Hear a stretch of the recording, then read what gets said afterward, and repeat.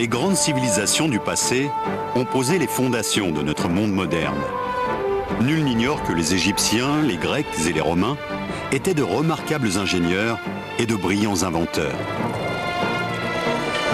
Mais la plupart des livres d'histoire passent sous silence toute une période au cours de laquelle un certain nombre de grands esprits ont véritablement révolutionné le domaine de la connaissance scientifique et technique.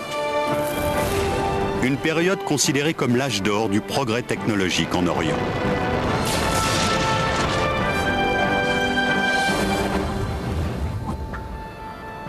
L'Orient reste bien souvent un univers auréolé de mystères, dont les Occidentaux ignorent généralement l'histoire.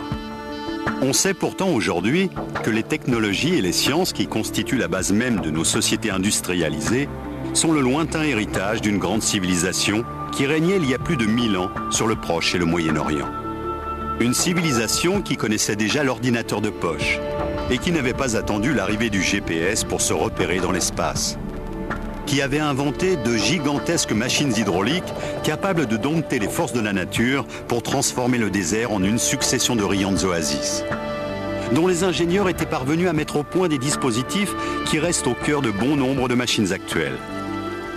Une civilisation très en avance également dans le secteur de l'armement, qui a inventé les premiers uniformes à l'épreuve du feu et la première torpille, capable d'atteindre un vaisseau ennemi à 1 km.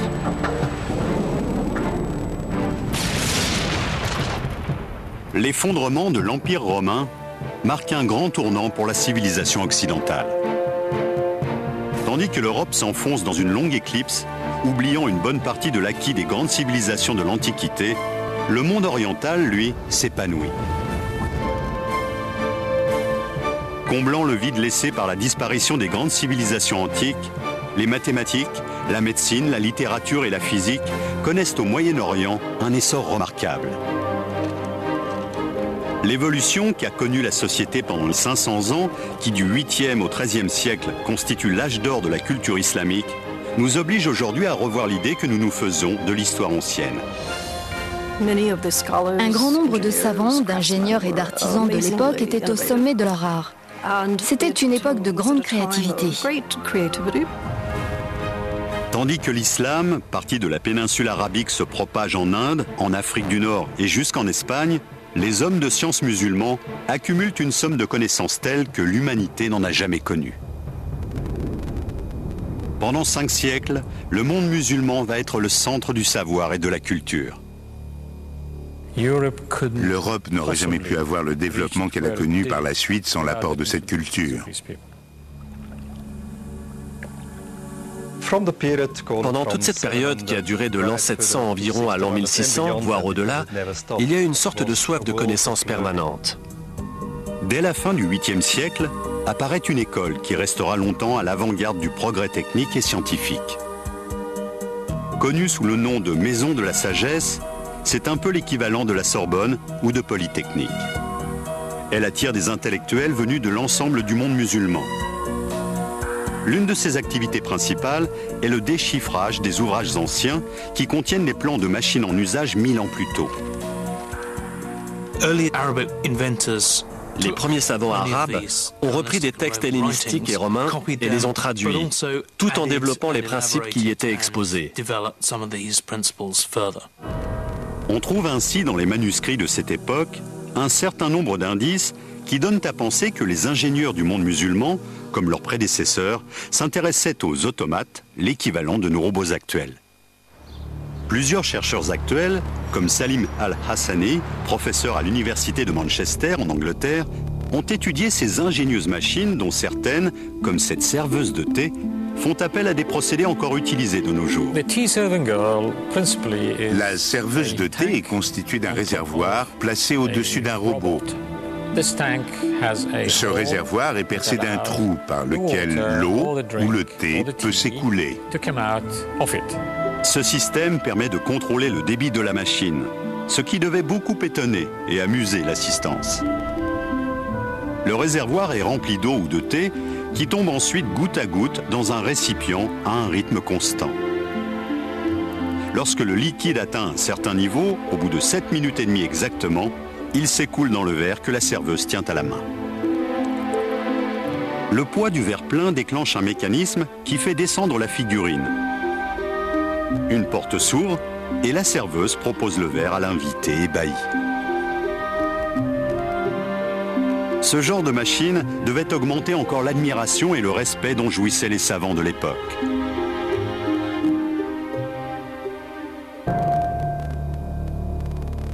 Au vu des textes anciens et des données archéologiques dont nous disposons, les savants de l'âge d'or de la culture musulmane auraient inventé rien moins que le premier ordinateur de l'histoire de l'humanité.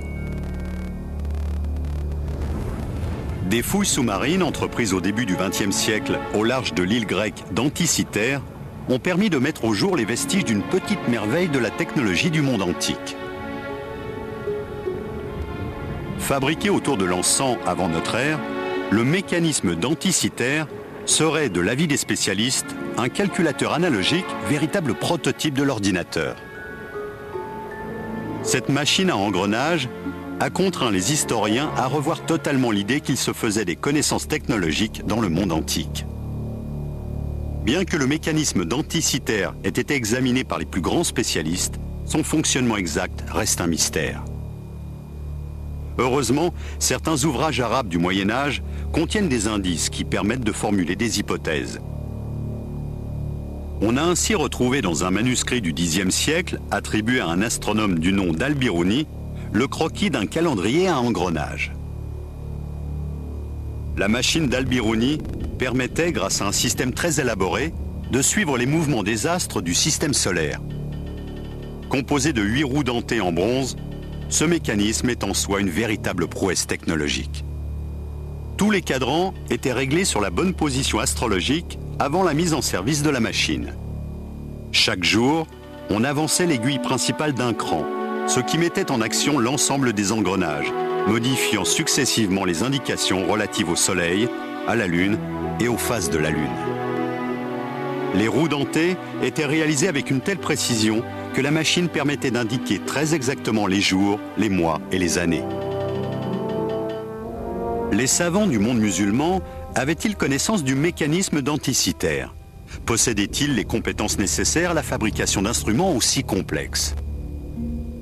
Un livre, écrit au XVIe siècle par un homme de science de l'époque, Taqi al-Din, décrit une mystérieuse machine qui serait, selon les spécialistes, un système hydraulique d'un type particulièrement ingénieux et élaboré.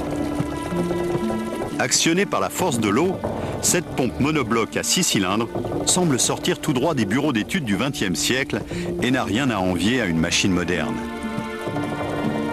Un modèle réduit de cet engin a été réalisé à Dubaï.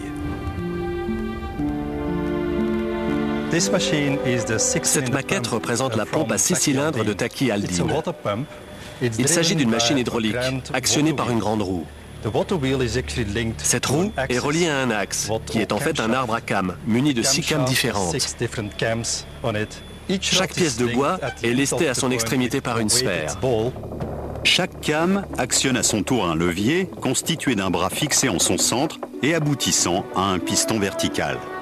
Une masse de plomb est fixée à l'extrémité supérieure de chaque piston, qui est équipé en bas, dans le cylindre, d'une valve à clapet.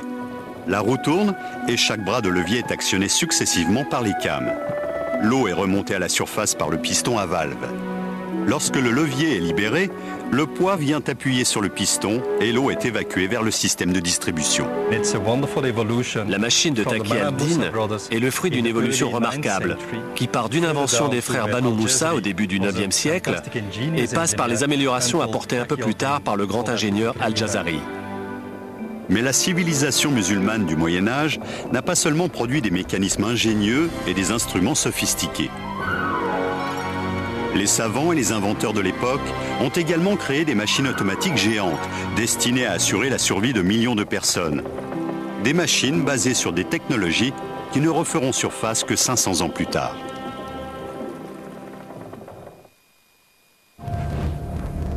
Au XIIIe siècle, les hommes de science du Proche et du Moyen-Orient étaient à la pointe du progrès technologique de l'époque.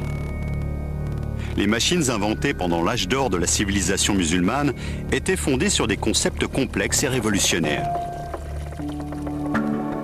Un homme fait notamment figure de géant dans ce domaine. un homme dont le rôle déterminant dans l'histoire de la science est pourtant largement méconnu en Occident. Il s'appelle Al-Jazari et il est l'auteur d'un traité qui fait la somme des compétences des ingénieurs orientaux. Sans son livre de la connaissance des procédés mécaniques, dans lequel il décrit les grandes inventions de son époque, 500 ans de progrès technologiques seraient tombés dans l'oubli. Une précieuse copie du manuscrit d'Al-Jazari est conservée au célèbre musée de Topkapi à Istanbul. Écrit en 1206, cet ouvrage contient les plans de nombreux dispositifs qui sont aujourd'hui encore à la base de l'ingénierie moderne. Al-Jazari était originaire du nord de l'Irak. C'était un ingénieur extrêmement doué qui a vécu à la charnière du XIIe et du XIIIe siècle. Al-Jazari habitait l'une des régions les plus chaudes de la planète. Il était donc particulièrement sensible au problème de l'approvisionnement en eau. Il s'est tout naturellement consacré à la mise au point d'une série de machines extraordinaires dont le but était de faciliter la vie des hommes et des femmes qui peuplaient ces contrées souvent arides. On trouve ainsi, parmi ses inventions les plus remarquables, plusieurs systèmes destinés à remonter l'eau des profondeurs de la Terre. Le plus étonnant, c'est que bon nombre de ces machines fonctionnaient déjà sur les principes que ceux qu'on applique actuellement. Il est parti des techniques traditionnellement utilisées pour puiser l'eau et il a cherché à les améliorer. Jusqu'alors, la plupart des systèmes de pompe, comme le Shadouf, fonctionnaient grâce à la force de l'homme ou de l'animal. Le génie d'Al-Jazari a consisté à remplacer cette force par des mécanismes entièrement automatiques, utilisant l'eau comme source d'énergie.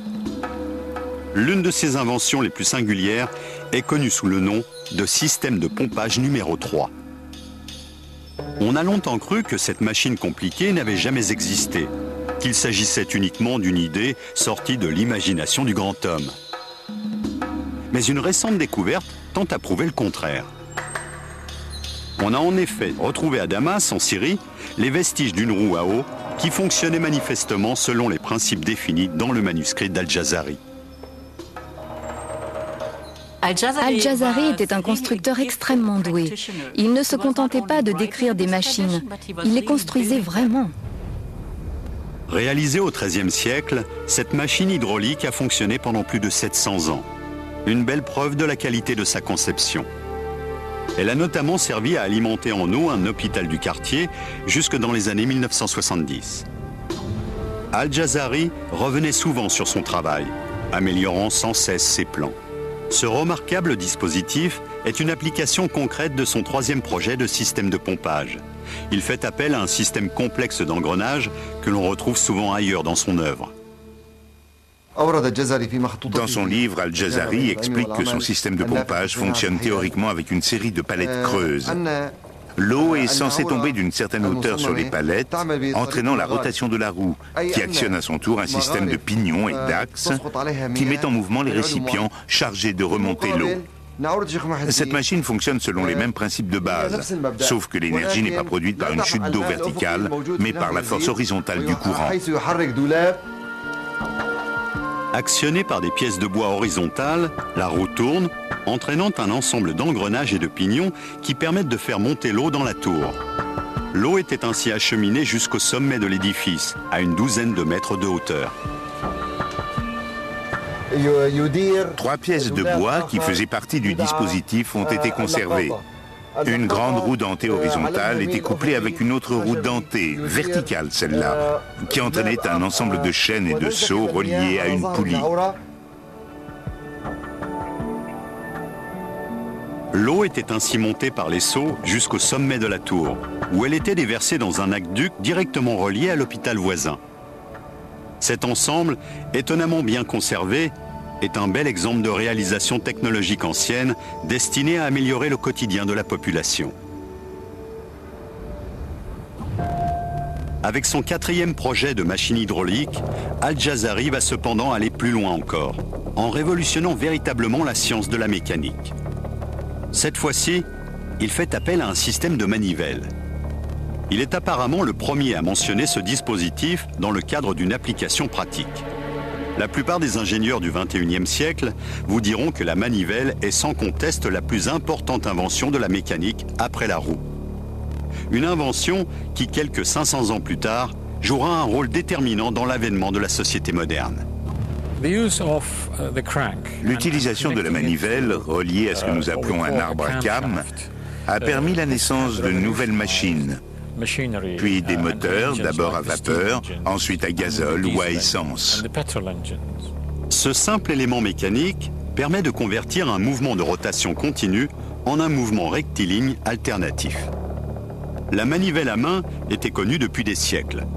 La grande innovation du XIIIe siècle consiste à la monter sur une machine tournante en la reliant à un arbre.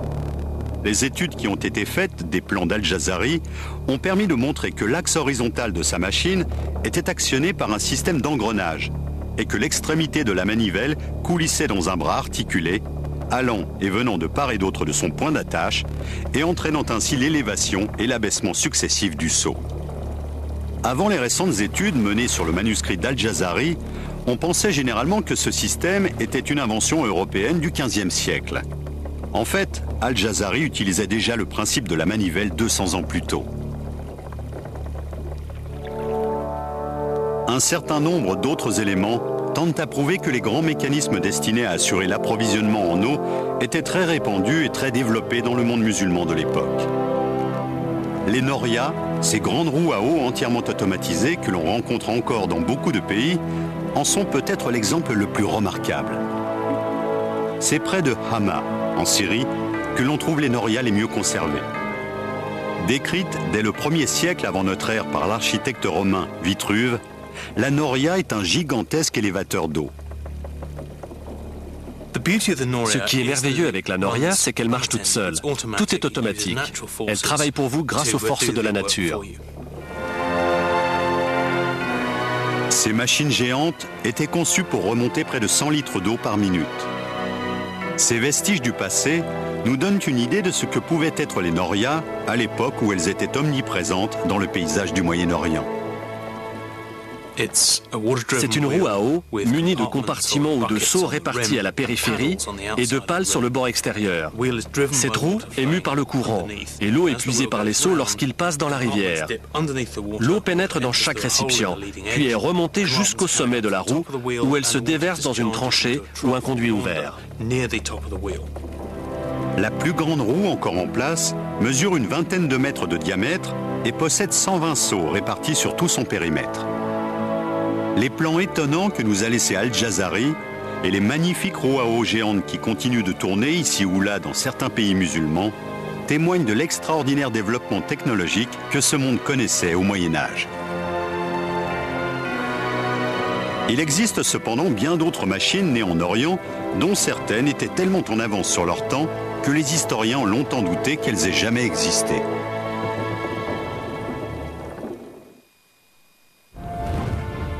Les ingénieurs du Moyen-Orient ont repris à leur compte, en les perfectionnant, les progrès technologiques accomplis pendant l'Antiquité. Les Grecs et les Romains avaient en leur temps fait avancer la mécanique à pas de géant.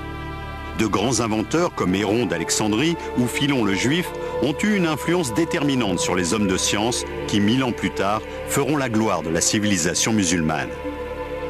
Pour les chercheurs qui travaillent aujourd'hui sur les manuscrits arabes du Moyen-Âge, il est de plus en plus évident que nombre de machines n'ont pas été inventées, mais simplement redécouvertes par l'homme moderne. Les résultats des travaux les plus récents nous obligent à repenser toute l'histoire de la mécanique, depuis l'Antiquité jusqu'aux grands inventeurs de la Renaissance, comme Léonard de Vinci. Je suis persuadé que notre société moderne aurait été très différente si la civilisation musulmane n'avait pas existé. Nous avons vu le rôle déterminant qu'avait eu un inventeur mésopotamien du XIIIe siècle. Le dernier système d'élévation d'eau décrit par Al-Jazari dans son traité repose sur un principe étonnant et totalement inédit. On pense souvent que la pompe aspirante à double effet a été inventée au XXe siècle. En réalité, elle est née quelques 700 ans plus tôt. Al-Jazari s'est inspiré des travaux de ses illustres prédécesseurs, du grec Ctésibios d'Alexandrie par exemple, qui vers le IIIe siècle avant notre ère s'est intéressé au principe de la pompe aspirante. Au musée technologique de Thessalonique, des ingénieurs ont reconstitué la pompe de Ctésibios à partir de manuscrits anciens. Étonnamment, ce système est encore en usage plus de 2000 ans après sa conception dans le nord de l'Europe. Voici la pompe de Ctésibios. C'est une pompe à eau à 2 temps. Elle est constituée de 2 cylindres, chacun contenant un piston muni d'une valve dans sa partie basse. Les pistons sont actionnés au moyen de ce levier. Lorsque le piston monte, il expulse l'air contenu dans le cylindre qui est remplacé par de l'eau. Les 2 pistons montent et descendent alternativement, ce qui assure un débit d'eau constant. Cet appareil sert depuis l'Antiquité à pomper l'eau, mais on peut aussi dire qu'il est l'ancêtre du moteur à 2 temps, tel que nous le connaissons aujourd'hui. Il suffit de remplacer l'eau par un mélange d'essence et d'air, le principe est le même. 1000 ans plus tard, Al-Jazari allait reprendre ce principe et progresser plus loin encore dans la voie ouverte par Ctésibios. Alors que la machine inventée par ce dernier avait besoin de l'homme pour pomper l'eau, le système imaginé par Al-Jazari est entièrement automatique. Cette évolution aura une influence directe sur le développement de l'ingénierie moderne et donnera naissance, 500 ans plus tard, associé au principe de la manivelle, au premier moteur à vapeur. Prenez la machine numéro 5 d'Al-Jazari. Il s'agit en fait d'une pompe aspirante à double effet. Elle possède 2 cylindres munis de 2 pistons à mouvement alternatif. La pompe est actionnée par une roue à eau, qui entraîne, par un système d'engrenage, un bras oscillant auquel sont reliés les 2 pistons. Les pistons vont et viennent horizontalement dans des cylindres opposés, tous 2 équipés de dispositifs d'aspiration par valve et d'acheminement de l'eau. Les canalisations se rejoignent au-dessus de la machine dans un réservoir qui servira ensuite à alimenter le réseau d'irrigation. Les remarquables progrès accomplis par Al-Jazari dans la construction de machines hydrauliques ouvriront la voie à d'autres savants du monde musulman qui ne tarderont pas à inventer des engins encore plus étonnants. Alors que l'Europe est en pleine stagnation, l'Orient connaît un essor technologique particulièrement dynamique. Il y avait une tradition extrêmement vivante des sciences mécaniques dans le monde islamique du Haut Moyen-Âge, qui contrastait avec l'apathie de l'Europe occidentale des 7e, 8e et 9e siècles. 3 personnages ont joué un rôle particulièrement important dans le développement technologique et scientifique de la civilisation musulmane. 3 frères, les Banu Moussa. Tirant leur inspiration des ouvrages traduits en arabe de Philon et de Héron, les Banu Moussa ont inventé toute une série de machines étonnantes. La mécanique était généralement considérée comme la science de l'illusion, car elle utilisait un phénomène mécanique pour produire un effet spectaculaire qu'aucun autre moyen n'aurait permis d'obtenir. Les Banu Moussa avaient notamment une connaissance très poussée de l'hydraulique. En contrôlant la pression de l'air et de l'eau, ils pouvaient déterminer avec exactitude le fonctionnement de leurs automates. Les techniques de haute précision mises en œuvre dans ce dispositif font aujourd'hui encore partie des fondements de la mécanique moderne. Cette machine à débit intermittent est un bon exemple. Elle a pour fonction de servir à boire à son utilisateur. Ses inventeurs ont fait appel avec beaucoup d'astuces à 2 inventions du début du IXe siècle. La première de ces inventions est une valve conique qui sert à réguler le débit de l'eau. L'eau située dans le réservoir du haut passe par un trou aménagé au fond, comme vous pouvez le constater. Ce trou est équipé d'une valve conique qui, lorsqu'elle remonte, obstrue le passage. La seconde est un mécanisme qui permet de contrôler la valve en fonction du volume de liquide parvenu en bout de circuit. Le réservoir du milieu fait office de siphon et renvoie l'eau dans le 3e récipient, plus petit et situé en bas, qui lui est équipé d'un flotteur. Lorsque le flotteur monte, l'eau s'écoule par le robinet. Mais en montant, il repousse vers le haut la valve conique à laquelle il est relié, ce qui empêche l'eau de s'écouler du premier réservoir vers le 2e. Cet automate témoigne de la part de son inventeur d'une remarquable connaissance du phénomène de la pression.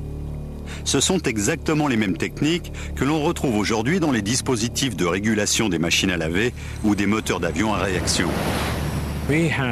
Nous sommes en présence d'une civilisation qui a fortement influencé le fonctionnement de notre civilisation actuelle, au quotidien, dans nos foyers, à l'hôpital, à l'école. Et si vous regardez les étoiles, vous constaterez que beaucoup portent aujourd'hui encore des noms arabes. La civilisation musulmane du Moyen-Âge ne maîtrisait pas seulement les techniques hydrauliques. De toute évidence, ces astronomes étaient également capables de calculer avec précision les mouvements des astres. Cette connaissance était indispensable à la navigation, à l'organisation des cérémonies religieuses et à une meilleure appréhension du temps chronologique. Les savants de l'époque disposaient pour cela d'un instrument étonnant, mis au point par les Grecs vers le IIe siècle avant notre ère et qui ne sera abandonné que 1500 ans plus tard, l'astrolabe. Le musée d'histoire des sciences d'Oxford, en Angleterre, possède la plus grande collection d'astrolabes du monde. Stephen Johnston en est le conservateur. Certains considèrent l'astrolabe comme une sorte de calculateur de poche antique. Sa fonction première est de donner des repères dans le temps en se basant sur le soleil et les étoiles. C'est donc un instrument astronomique qui vous donne l'heure du coucher et du lever du soleil tous les jours de l'année, où que vous soyez. Un instrument que les savants du Moyen-Âge musulman se sont employés à perfectionner. L'astrolabe a été amélioré par les astronomes du Moyen-Orient au 9e et 10e siècle de notre ère. Ces fonctions ont été développées pour qu'un même instrument puisse servir partout dans le monde. Portable et très précis, l'astrolabe était un peu le BlackBerry de l'époque. Voici le plus ancien astrolabe de notre collection. Il date de la fin du 9e siècle. C'est plus qu'une simple machine à calculer. Si je le retourne, j'obtiens un instrument d'observation que je peux utiliser pour mesurer la hauteur du Soleil et des étoiles. Il suffit d'ajuster la règle afin d'aligner l'astre choisi avec le viseur de l'appareil. Il ne reste plus qu'à relever le degré indiqué par la flèche sur la graduation qui figure au bord du disque. Et cela vous donne la hauteur de l'astre observé au-dessus de l'horizon. Vous pouvez alors ensuite déterminer l'heure et la date. Les inventeurs du monde médiéval musulman étaient donc passés maîtres en l'art de fabriquer des objets mécaniques. Les villes du Proche et du Moyen-Orient étaient de grands centres d'innovation technologique. Poussant toujours plus loin leurs recherches, les savants de l'époque, tels Al-Jazari, ont ensuite appliqué les connaissances qu'ils avaient accumulées à la fabrication d'étonnantes horloges et de redoutables machines de guerre.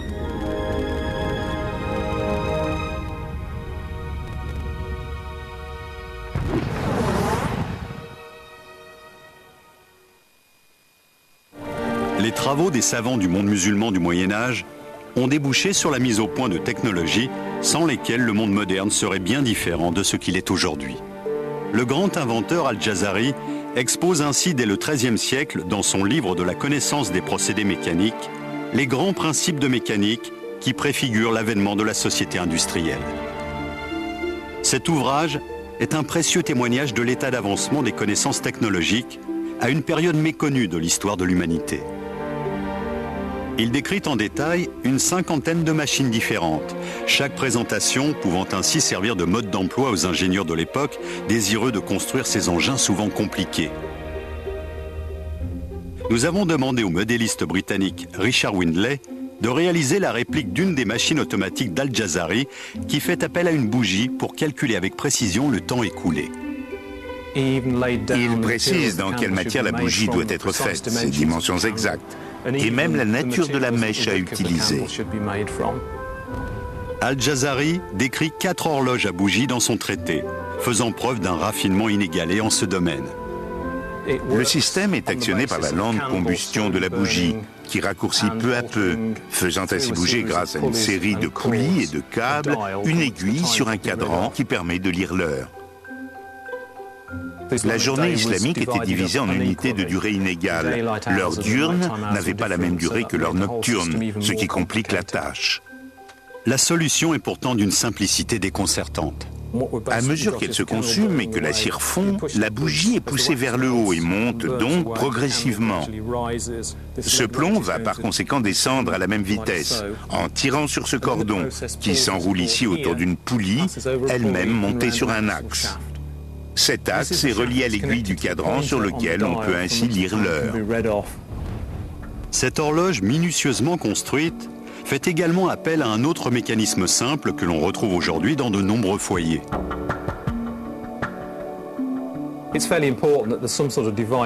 Pour maintenir en place le capuchon du cylindre et éviter qu'il ne cède sous la pression du poids, Al-Jazari a imaginé un système de fermeture qui ressemble beaucoup au dispositif dit à baïonnette utilisé à l'heure actuelle sur les ampoules électriques.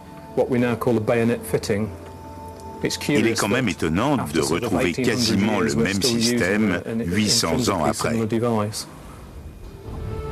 Mais ce n'est pas tout. Dans son livre de la connaissance des procédés mécaniques, Al-Jazari s'intéresse tout particulièrement au principe de l'hydraulique appliqué à l'horlogerie. Il y décrit une série de mécanismes extrêmement élaborés qui permettaient de mesurer le temps écoulé. L'un d'eux, plus compliqué encore que les autres, laisse perplexes les meilleurs spécialistes du XXIe siècle.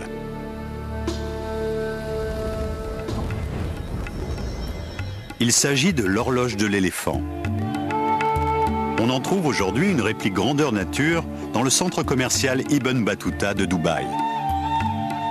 Il a fallu plus de 11 000 heures de travail à quelques 150 experts pour réaliser ce monument de 7 mètres de haut pour un poids de 7 tonnes.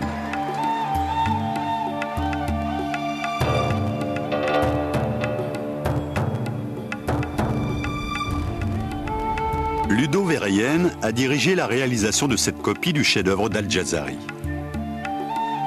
Ce projet était un véritable défi.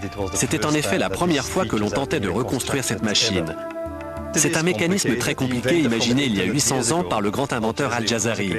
Nous avons essayé de comprendre à partir de ces manuscrits comment fonctionnait précisément cette machine. C'était absolument fabuleux. Comment marche cette extraordinaire machine ? Quelles sont les améliorations apportées par Al-Jazari par rapport aux horloges inventées par ses prédécesseurs? L'horloge de l'éléphant fait appel à plusieurs mécanismes que ne renierait pas un ingénieur moderne. Dans le ventre de l'animal se trouve un flotteur submersible percé d'un petit trou dont le diamètre est calculé de façon à laisser passer une quantité d'eau très précise qui détermine la vitesse à laquelle le flotteur va s'enfoncer et donc la fréquence des sonneries de l'horloge. En coulant, le flotteur déclenche un mécanisme qui entraîne à son tour toute une série de mouvements permettant finalement à la machine de donner l'heure en sonnant. Le flotteur est ensuite sorti de l'eau et vidé de son contenu. Il remonte à la surface et le même processus redémarre. L'horloge comporte plusieurs automates qui égrènent les heures par un coup de cymbale ou le chant d'un oiseau. C'est une machine extrêmement compliquée pour l'époque, dans la mesure où elle comprend un mécanisme de retour automatique qui lui permet d'approcher le mouvement perpétuel. L'horloge de l'éléphant est l'un des plus beaux exemples du niveau de raffinement technologique atteint par la civilisation musulmane du Moyen-Âge. C'est le résultat inédit du mariage de l'art, de l'architecture et de l'ingénierie. Les savants du Moyen-Orient se sont également distingués dans le domaine du génie militaire. L'expansion rapide de la civilisation arabo-musulmane n'aurait pas pu se faire sans l'appui d'un formidable arsenal. Ce sont les musulmans qui ont notamment fait connaître à l'Europe la technologie du trébuchet, originaire de Chine, qui allait donner naissance aux machines de guerre les plus redoutées de l'époque. Le matériel militaire utilisé par les armées musulmanes des XIIe et XIIIe siècles était sensiblement supérieur à celui dont disposaient les Européens pendant la même période. Le trébuchet à contrepoids pouvait envoyer un projectile de près de 200 kg à une distance d'environ 300 mètres. Il servait à lancer non seulement des blocs de pierre, mais également des engins incendiaires. Cette catapulte améliorée n'est pas la seule arme de guerre importée de Chine. D'autres inventions, encore plus révolutionnaires, sont à mettre au crédit des ingénieurs militaires orientaux, comme l'uniforme ignifugé ou les explosifs. L'une de ces inventions allait notamment changer à jamais la manière de faire la guerre, la torpille.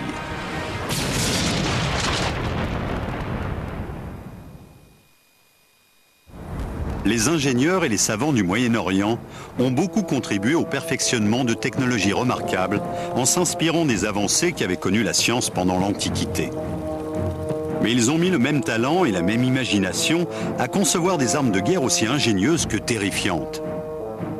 Ils se sont notamment attachés à améliorer l'usage de la poudre à canon en la raffinant. La poudre était fabriquée selon une recette qui faisait appel à des ingrédients naturels disponibles en quantité, comme le charbon de bois et le salpêtre.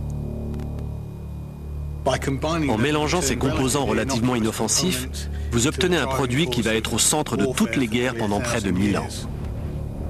La poudre a été inventée en Chine, mais au début, elle n'était pas suffisamment explosive pour avoir un effet décisif sur le champ de bataille. Il semble bien que la formule qui a permis d'en faire une véritable arme de guerre ait été mise au point par les chimistes du monde musulman. C'est seulement au XIIe et au XIIIe siècle qu'on commence à obtenir des mélanges suffisamment élaborés pour permettre la propulsion de fusées, de torpilles ou de projectiles tirés par des canons et par des armes à feu telles que nous les connaissons aujourd'hui. Et c'est Hassan al-Rama qui, le premier, a précisé par écrit la manière de fabriquer cette poudre. Hassan al-Rama a rédigé au XIIIe siècle un traité de génie militaire dans lequel il donnait notamment plusieurs recettes de poudre à canon. Ces travaux étaient manifestement si avancés que les historiens sont aujourd'hui obligés de revoir nombre de leurs hypothèses. Certains chercheurs pensent en effet avoir trouvé dans son ouvrage les plans de la première fusée spécialement conçue pour la guerre. Il énumère 22 recettes de poudre à fusée et décrit plusieurs modèles de missiles. C'est le véritable père de la technologie des fusées. À la même époque, les ingénieurs militaires orientaux mettent au point une autre arme capable de tirer parti des propriétés de la poudre, le canon. À la fin du XIVe siècle, en Espagne et en Afrique du Nord, certaines armées se servaient d'une forme de salpêtre purifié et cristallisé, tassé dans un récipient hermétique qui, une fois enflammé, produisait une explosion capable de projeter à distance un petit boulet. Cet usage est attesté dès 1377. Certains manuscrits parvenus jusqu'à nous montrent des soldats musulmans portant des armes de ce genre. On voit par exemple dans le livre des sciences, aujourd'hui conservé à Saint-Pétersbourg, un homme armé d'une sorte de canon portatif qui ressemble à s'y méprendre à un lance-missile moderne. Le manuscrit de Saint-Pétersbourg, qui consacre un chapitre à l'usage sérieux et récréatif de la poudre à canon, contient des illustrations montrant un petit cylindre monté au bout d'un manche.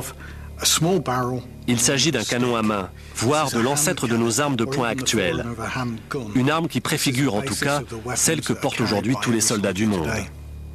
Ce manuscrit contient d'ailleurs d'autres informations qui montrent à quel point la technologie militaire de l'époque était évoluée, y compris dans le domaine vestimentaire.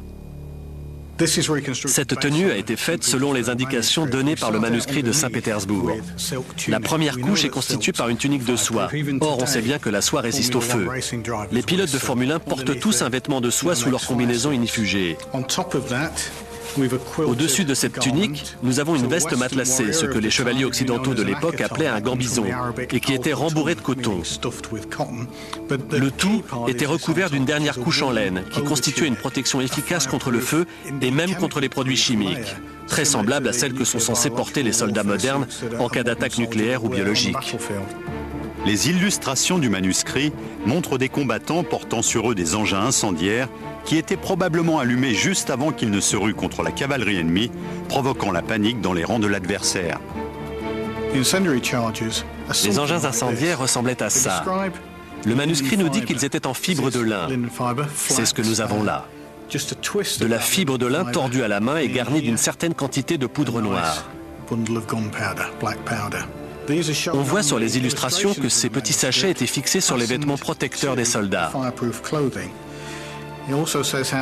On nous explique qu'ils étaient fermés avec un bout de fil de fer qui permettait de maintenir la fibre de lin et de fixer l'ensemble sur l'étoffe. Les porteurs d'engins incendiaires étaient-ils vraiment protégés par leur tenue? Nous avons fait le test.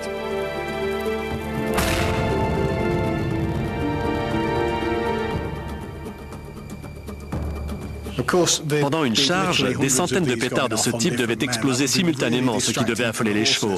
Ce qui m'intéresse surtout, c'est de constater que l'étoffe ne porte aucune trace de brûlure. La chaleur a à peine traversé. Manifestement, ces vêtements étaient vraiment à l'épreuve du feu.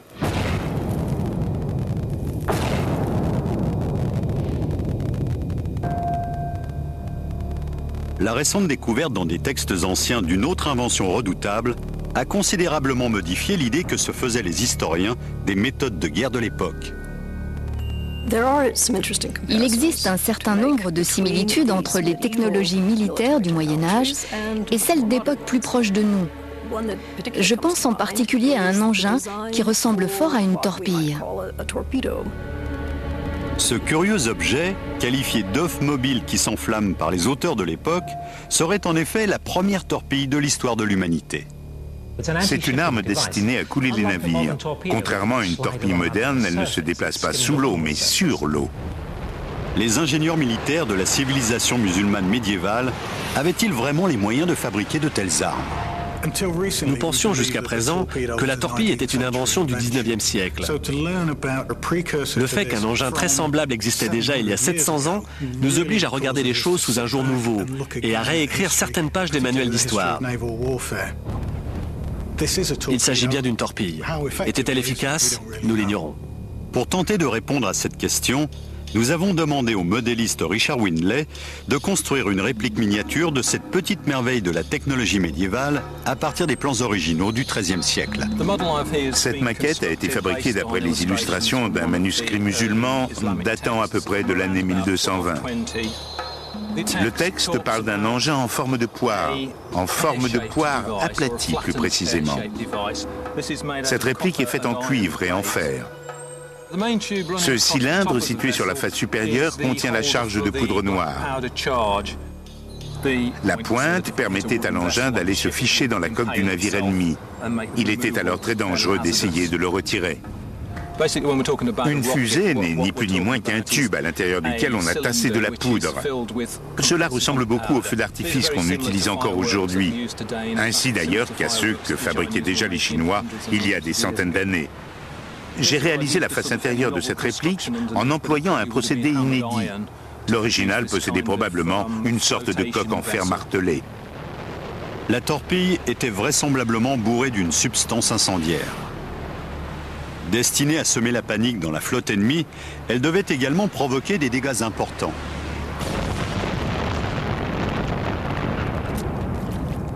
Mais quelle était la puissance exacte de cet étrange missile? On suppose qu'en prenant de la vitesse, l'engin devait se mettre à planer au-dessus de l'eau. Il devait prendre progressivement de la hauteur. Les deux longues tiges, situées sur les côtés, servent à stabiliser l'engin. Elles font office de gouvernail. Le dispositif de mise à feu est une simple mèche de coton qui a été mouillée, imprégnée de poudre, puis soigneusement séchée. Elle se consume à la vitesse d'environ 2 cm par seconde.